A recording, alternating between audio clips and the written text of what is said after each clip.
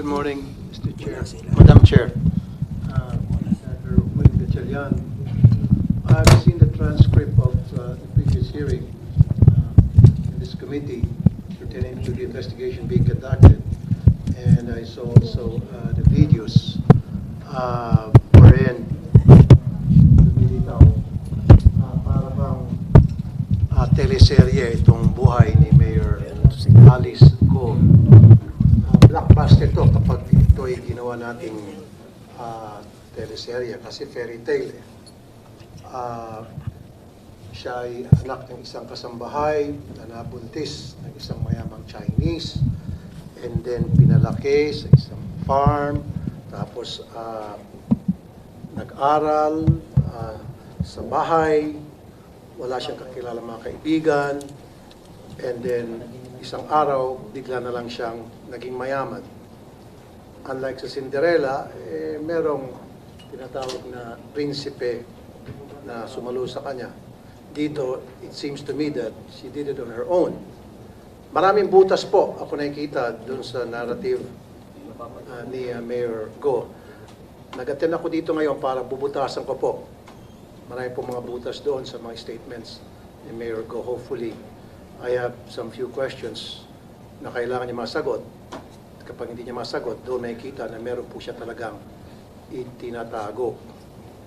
Hindi po kapani-paniwala, marami din po ako, Madam Chair, na request sa committee na ito ipapatawag. Unang-una, ipapatawag po natin ay yung pong midwife na nagpaanak sa kanya. Pangalawa po, nung file siya ng rate registration, sino po doon kung saan siya nag-file ng rate registration ang tumanggap. Pangatlo po, Madam Chair, gusto ko pong patawag yung barangay chairman na kung saan nandun yung kanyang farm. Kasi syempre, if you have a farm and it's not a backyard farm, it's a commercial farm, you need to get a permit para ma-aproban yung farm na yon. You have to get a sanitation permit, etc. Nais ko rin po patawag yung mayor na nag-endorse sa kanya, na nag-last term na, and she was endorsed by that mayor to take his place. So, syempre, si mayor, I'm sure, hindi naman siguro niya endorse itong si Mayor Go kung hindi niya kakilala. Patatawag din po natin yung BIR.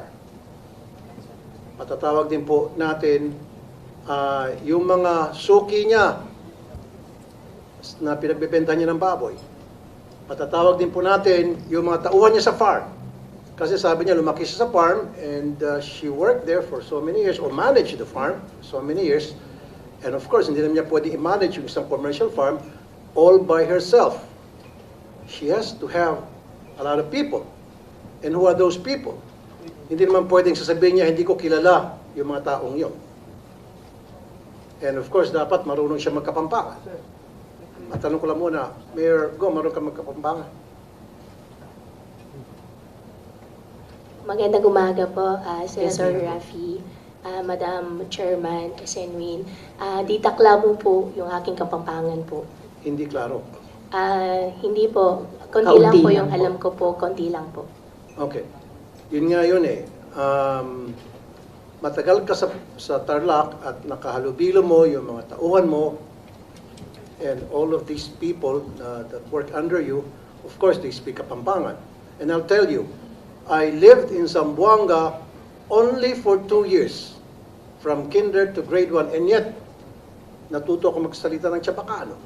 And it's unbelievable on your part, and you live in that place up to now, and dealing with people, with your staff sa farm mo, at hindi ka natutong magkapampangan, konti lang. Ako, malawak ang Chabacano ko. And I only live in Zamboanga for 2 years. At a very early age. In your case, from start hanggang ngayon, nasa Tarlac ka, na ang primary language doon ay Kapampangan, and yet, konti lang. That's unbelievable. That's very amusing. Tell it to the Marines, sabi pa nga nila. So mamaya po, Madam Chair, yes, marami akong katanungan na sigurado kong pagpapawisan itong si Mayor Go. Bigyan po natin siya ng tissue at saka panyo. Pero alam mo ba na kasal yung father mo at saka mother mo? Sabi po niya sa akin, hindi po sila kasal. Bakit nakalagay sa birth certificate na kasal? Married October 14, 1982, Angelito Go and Amelia Liao. Senwin, wala pa akong idea po dun sa birth certificate ko po, na hindi po ako yung nag-prepare po ng birth certificate ko po. You did not prepare the birth certificate. Okay, andun na tayo. Pero at least you should have asked your father na bakit ganito. Sabi mo, kasambahay siya. Eh kung kasambahay siya, eh bakit kasal kayo? Bago ka pinanganak, kasal na sila. And then lumilitaw sa birth certificate, kasal din siya. Iba-iba yung date ng kasal ng father mo dito sa mother, supposedly mother mo. So parang twice kinasal yung mother mo dito kay Amelia. Hindi mo ba tinanong sa papa mo yung discrepancy? I would have asked it, especially ikaw, mayora ka na. You didn't ask that. Your Honor, hindi po kasi namin pinag-uusapan po sa bahay regarding... I don't think so. I don't think so. You bilang nasa public service na holding a higher office at LGU, you would have been curious. Di ba? Kasi sasabihin mo, sooner or later, ito'y mauungkat, ito'y tatanungin sa akin. Kailangan ready ako sagutin yan. And I should tell the truth. And you should have anticipated the fact na ikaw ay balang araw mapapatawag sa isang hearing tulad nito. So in this case, you are not prepared. Halatang may mga butas ng my statement mo. Kasi you should have asked your father, Dad, kung ako'y love child, how come na kasal pala kayo ng nanay ko? Eh, tapos panay sabi mo na nabuntis lang at pagkatapos ng mabuntis, tumakas na. Umalis na yung nanay mo. Eh, hindi, lumilitaw dito. Nagpakasal pa ulit yung papa mo sa mama mo. So, you should have asked that. Come on, Dad, give me a break. Tell the truth. I deserve the truth, right? Mayora ka eh. Oh, you didn't ask that? I don't believe you. Your Honor, yan po yung truth. Hindi po namin pinag-uusapan po sa bahay. Medyo sensitive po yung topic po, kaya hindi po talaga namin But you're pinag-uusapan not sa bahay. interested about the history of you and your family. Well, that is very important. Nasabi ko nga, tumatakbo ka at nasa public office ka. Diba? So, in your case, hindi yung pinag-usapan. Are you willing to undergo a lie detector test? Yes po, Your Honor. Para paiksin natin dito, ma'am, Madam Chair. Sa lahat ng mga sinasabi mo, especially dito sa na ikaw ay love child, na hindi pinag-usapan ng tatay mo, everything about you, everything about your past, you're willing. This is voluntary though, and hindi naman to acceptable sa korte. Para dito lang, para naman to help you at the same time. Kasi kung nagsabi ka ng totoo, then it will help you na para malaman ng taong bayan na nagsasabi ka ng totoo. On the other hand, kapag it's the other way around, then dito malalaman na ikaw sinungaling na pwede kang makontempt ng committee and pwede kang makulong.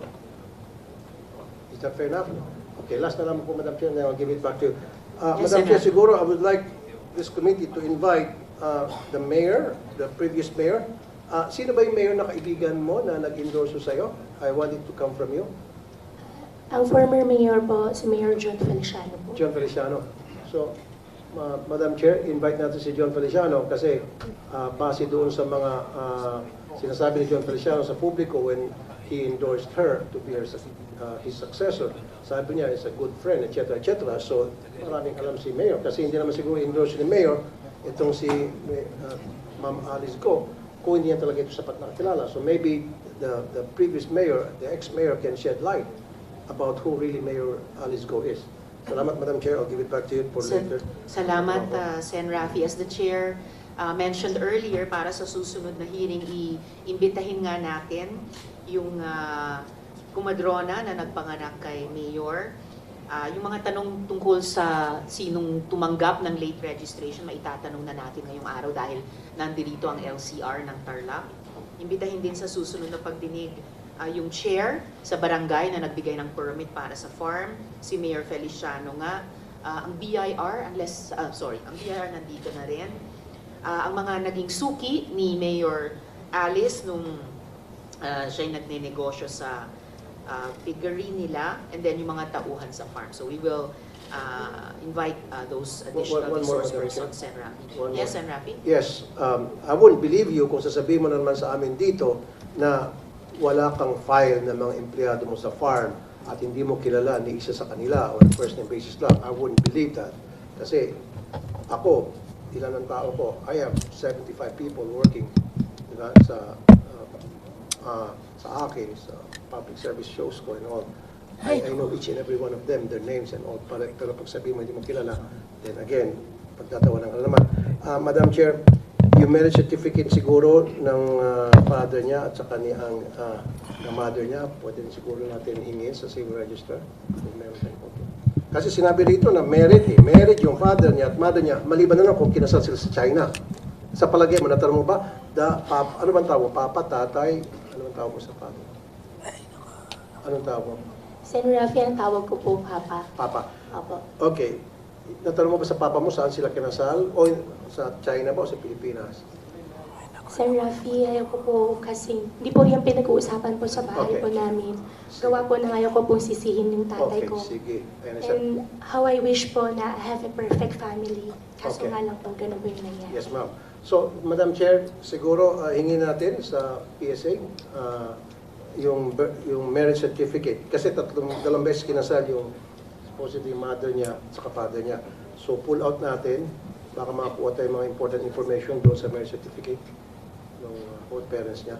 Salamat, Sen. Rafi. The committee actually already made that request at in a few minutes, meron po akong impormasyon tungkol Thank you, sa Madam tinatanong nating marriage certificate na yan. Pero at this point, Mayor Alice, so nakikita po na ito nga yung problema no? You did not prepare your birth certificate, pero di maipagkakaila na butas-butas po yung birth certificate nyo. At lumalabas po sa pagtatanong po namin, matatanong talaga, akala ko ba nawala yung nanay ninyo? Parang matagal naman yung relasyon nila nung tatay nyo. 3 ang anak. At by the way, iba po yun sa kwento nyo sa interview, no? Na napanood namin lahat. And here's another issue, Mayor, sa birth certificate na nagko-contradict sa kwento ninyo. Your parents are listed nga as married.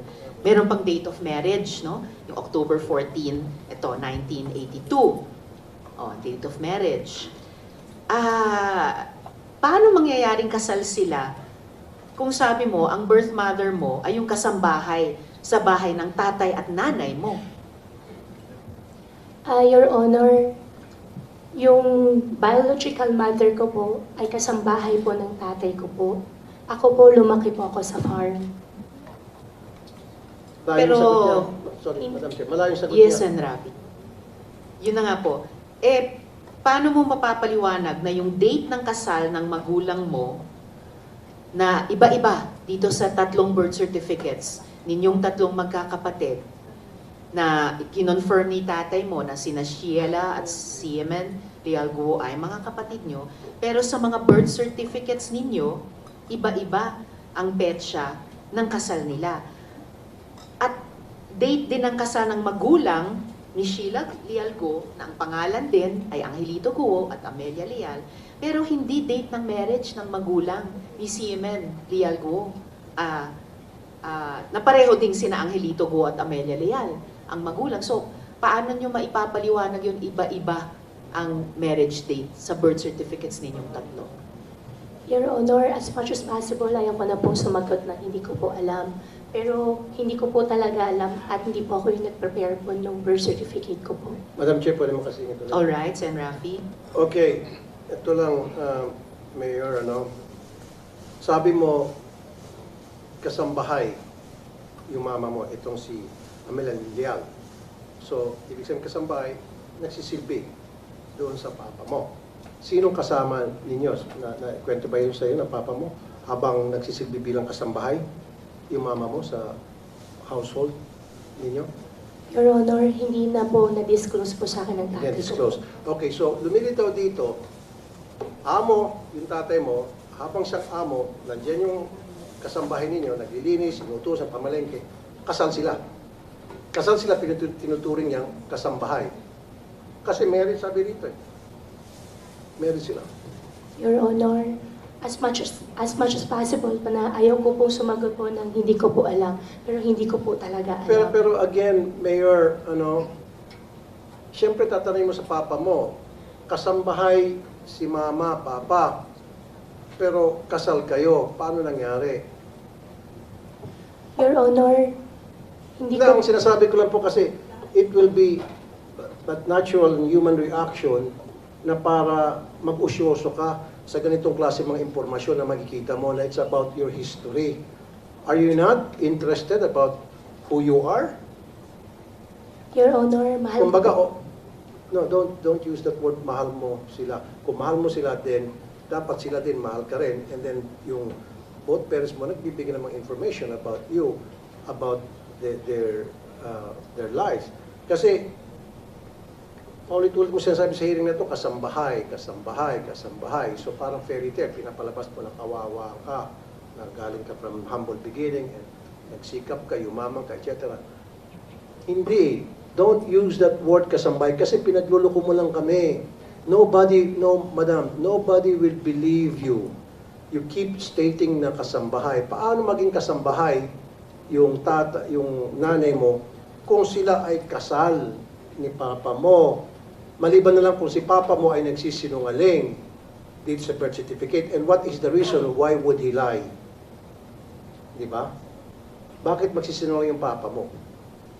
And then, again, sinabi ko na to for the nth time, and hindi ka interested na si papa mo nagsisinungaling? Hindi mo lang sinabi na, bakit kaya ito si papa sinungaling? Bakit kaya si papa ay magsalita? Siyempre, usyusuhin mo yan. Papa, sinasabi mo, kasambahay si mama. O, pero kasal pala kayo ni mama. Papa, 2 beses kayo kinasal ni papa. Ay, papa, 2 beses kayo kinasal ni mama. Bakit? And yet, you keep insisting na kasambahay si mama. Those things na very simple, you should have asked. But you did not, right? Why? Your Honor, yung birth certificate ko po, binigay po sa akin ng tatay ko nung hiningi ko po sa kanya. Ang nabasa ko po doon sa birth certificate ko po, nakalagay po doon, yung biological mother ko po ay housekeeper. At pasensya ka na, Sen Rafi. Ayaw ko po sisihin yung tatay ko. Mahal ko po ang tatay ko. Wala po tayo, madam, Hindi. wag niyo pong ilalayo yung topic. Wala pong kaming sinisisi rito. Hindi namin sinisisi papa mo, hindi namin siya hinuhusgahan, hindi namin sinuhusgahan din mama mo. Ang sa amin lamang is trying to find the truth. In this case, while we're trying to find the truth, parang lumilitaw, maraming butas yung mga statement mo, nagsisinungaling ka, may tinatago ka talaga. Sen. Rafi, hindi tumatagpo just tapos. Thank you, to, ma'am. at this point, acknowledge the presence of the Senate President Pro Tempore, Sen. Jingo Estrada. Salamat sa pagdalo. Sana maintindihan mo, Mayor Go. Kasi ang ginagawa mo, dililihis mo eh. Kumukuha ka ng simpatiya sa publiko eh. Kasi that's what the public really wanted to hear, na yung mga sad story, mga fairy tales, mga teleserye. Gusto mong pumunta doon eh, pero no, wag mo kami lisin doon. We know better. Okay? You cannot use that. Huwag ka magpapakaawa dito po, Mayora. Alam naman namin talaga kung sino ka. Kaya lang, it's very hard for us right now to find out. That's why we're trying to get more information about who you really are. Because we know, and everybody knows here, everybody listening and watching, and you know in your heart, na inconsistent ka and you're lying. You're lying through your teeth. Sometimes kasi sa pagsisinungaling mo, akala mo yung pagsinungaling mo nagiging totoo na. Because sanay ka sa pagsinungaling, you've been living in a life of lying. Base po doon sa mga statements na mga binitiwan mo na sa amin. Kasi may nakita ako dito sa Panyang na marami siyang dump truck at helicopter. Right? You own this. Wala kang partner dito. Sarili mo ito. Ikaw nagmamayar dito. Nakarehisto sa'yo lahat to. Your Honor, yung dump truck po, napinta ko po siya last year. Yung helicopter po, gagawin ko po sana siyang negosyo. Kasi nagkaroon po... Opo. I'm just Opo. asking you. Sa akin po. Sa'yo Opo. to. Binili mo ito, sarili mo, wala kang partner sa pagbili mo ito. Opo. Yung Okay. Yeah. Kasi, dito kasi sa yung income tax as mayor, hindi kaya mong bumili nitong mga dump truck at helicopter kasi 500,000 lang ang declared mo na income dito. Tama? Okay. So, siguro, doon sa business mo, nakadeklara to. So, magkano sweldo mo doon sa negosyo? Your Honor, hindi po siya sweldo. Binibigyan po ako ng tatay ko po. In fact, yung helicopter po, partial po ng pinagbayad ko po doon sa helicopter po ay galing po sa tatay ko po. Kaya nga po, lahat ng income mo dapat na pumapasok sa'yo, dapat deklarado sa BIR yan at binabayaran mo ng tax. para malalaman kung saan galing yung pera na pinambili mo rito. Kasi right now, I don't see any documentations na ma-justify itong malaking amount na sabi mo, wala kang partner, mag-isa ka lang, pangalan mo, na paano mo nabili ito? Saan pera nanggaling to? Siyempre, sabihin mo sa negosyo mo. Now, nagbabayad ka ba ng tax doon sa negosyo na pinagkakitaan mo?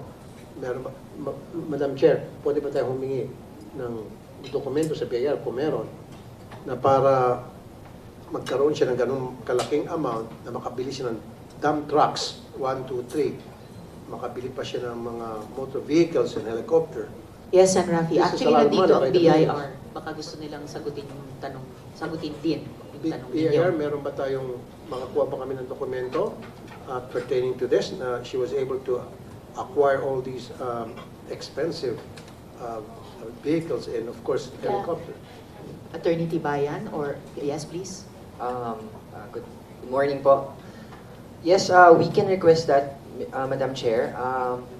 If we may lang po, since it's covered under Section 270 of the Tax Code, may we request from the Mayor a written consent allowing us to provide this committee the requested documents po.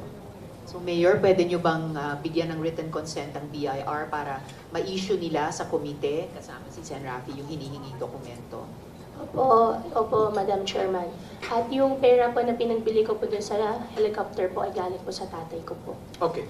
Ano po ang trabaho ng tatay mo? Bakit mayaman siya at marami siyang pera? Yung tatay ko po, meron po siyang embroidery po dito sa Pilipinas at may negosyo po siya sa China. Okay. So, BIR, pwede ba tayo pwede natin makita yung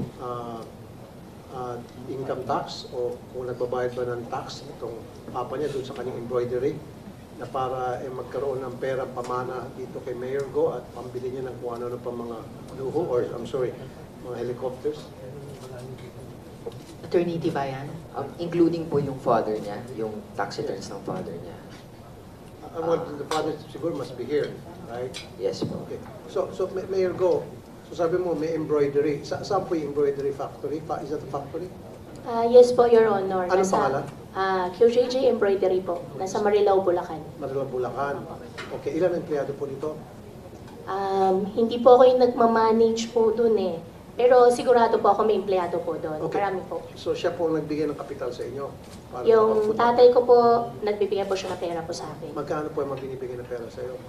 Hindi po siya in a monthly basis po, Your Honor. Pero yung capitalization, di ba nakapagbigay siya kaya ka nagpagpatayo ng mga iba't ibang negosyo? Yung embroidery po, ang nagmamanage po is yung tatay ko po. 14 years old pa lang po ako, nag-umpisa na po ako maghanap buhay, magtrabaho.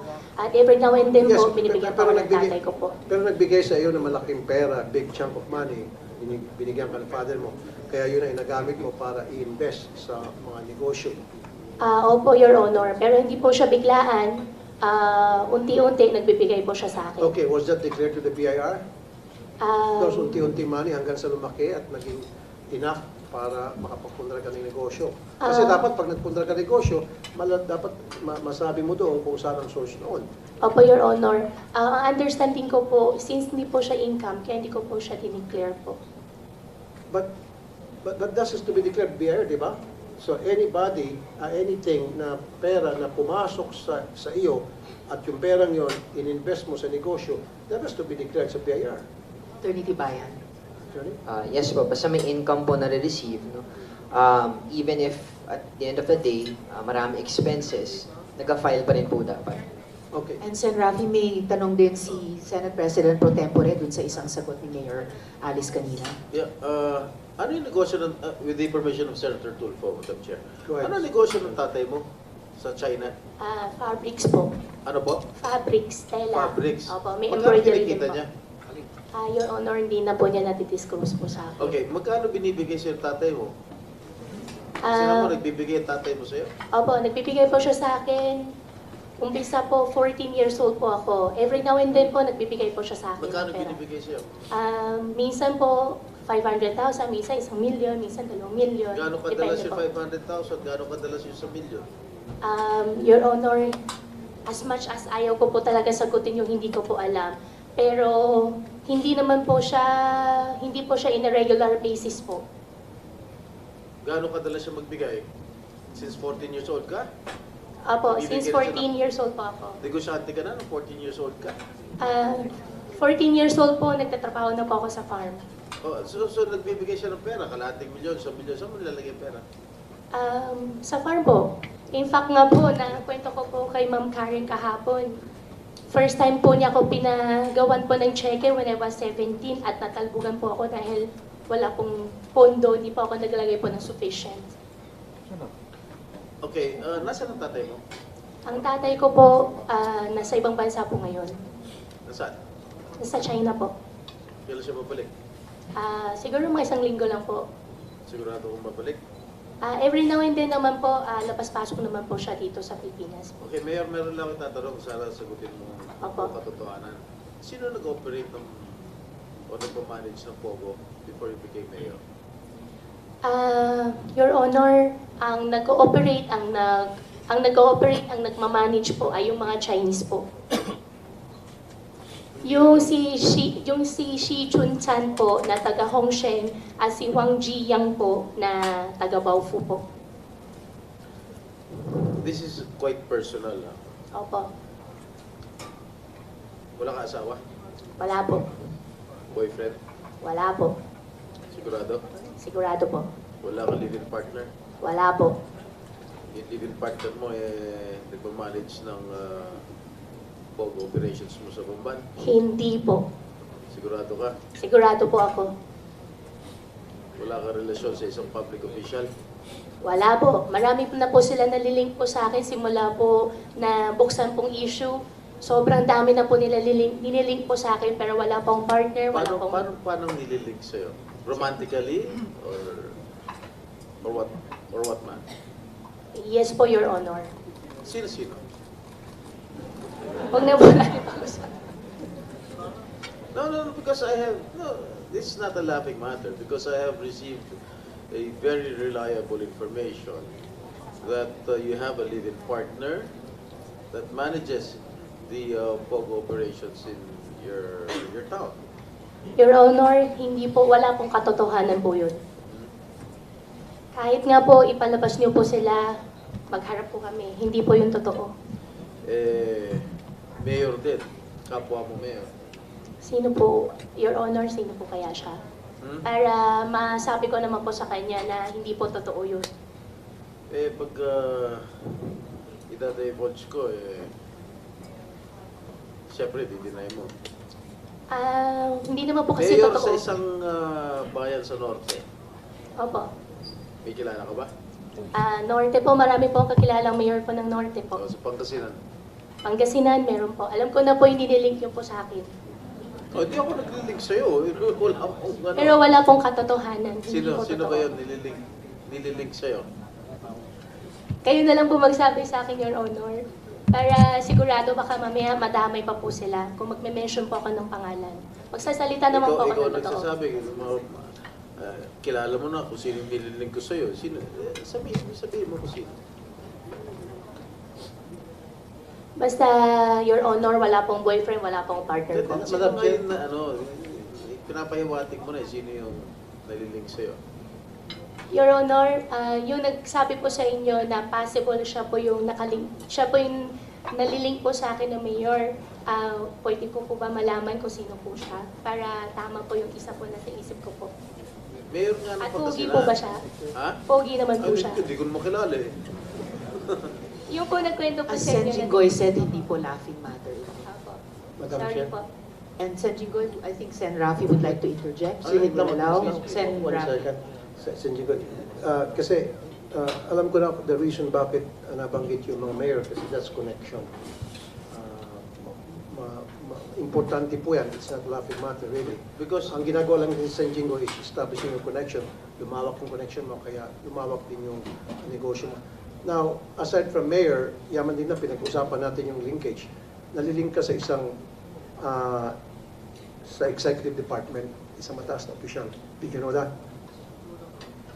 Pero alam mo yon na isang mataas na opisyal sa executive nalilink ka doon. Your Honor, hindi ko po alam. Ngayon ko po lang po siya narinig. You Sure. Apo, sure po.